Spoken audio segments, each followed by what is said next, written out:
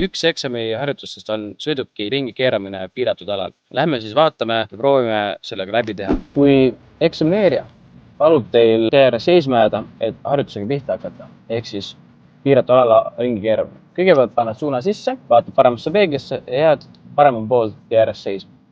Ja arvesta niimoodi, et asfaldi pealt välja minna ei tohi asulasiseselt teed. Pead jääma asfaldi peale.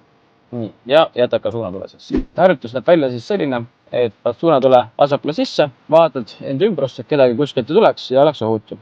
Paned suunatule vasakule ja hakkame siis liikuma. Nii pöörad kohe rooli vasakule lõpuni välja.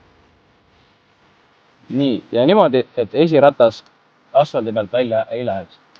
Kui ta teise poole pöörata, paned suuna paremale ja liikuma keerad lõpuni välja. Ja vaatad siis peeglisse, et ei sõidaks asfalti välja.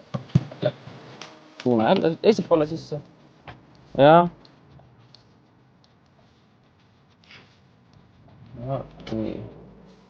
Ja pöörad ilusti siis kirvest tagasi ja jääd parem pool seisma. Oluline pool on see, et sa ei kiirustaks. Teeksid manöövreid rahulikult. Isegi kui tulevad teised liiklejad.